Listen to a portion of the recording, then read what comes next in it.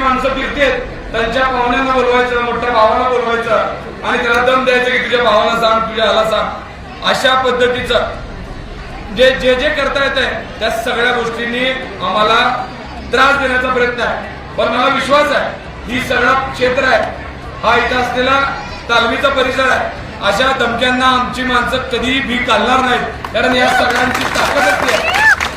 त्यांच्या सगळ्यांना मला वाटतं आमचा इतिहास माहित नाही. इथे राजन भाऊ आहेत, त्यांना पहिला त्या लोकांना सांगा की आमच्या बापदादांचा पहिला इतिहास बघा आणि मग आमच्याशी बोला. कारण आमच्या बापदादाने इथं काय लोकांसाठी केलंय.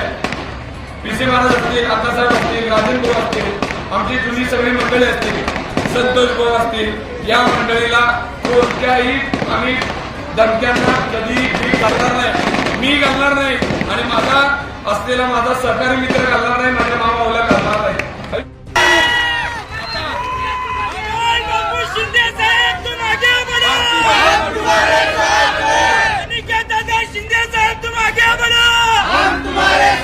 भारतीय जनता पार्टीच्या उमेदवारावर राहिलीच नाही.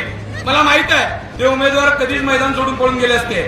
ही लढाई आता देवेंद्र खोटे अमोल शिंदेची राहिली आहे, एवढं जाहीर सांगतो. त्याच्यानंतर मी पण मध्ये मध्ये तिथंच असणार आहे तुमच्या सोबत.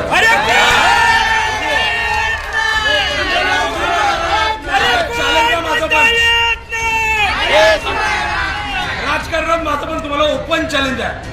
ह्याच्या पुढच्या काळात तुमची आणि माझी खात आहे. तुम्ही बघाल ज्या पद्धतीने तुम्ही माझ्या लोकांना मला ज्या पद्धतीने त्रास देण्याचा प्रयत्न करत आहे ना, ही सगळी फेड सोलापूर शहरातली सगळी जनता माझ्या पाठीमागे उभारून दाखवेन. हिंदू असेल, मुस्लिम असेल, आम्ही अतिशय जीवाभावाने एकत्रित राहणारी माणसं आहे. या इथला दलित समाज असेल, इथला सगळ्या 18 पगड जातीची माणसं इथं तुम्हाला बघायला मिळतील. या सगळ्यांच्या जीवावरती तुम्हाला एकच सांगतो, आता सावध व्हा. हे सगळ्यांना थांबवला विषय तर याच्या पुढे माझी तुमचीच आहे.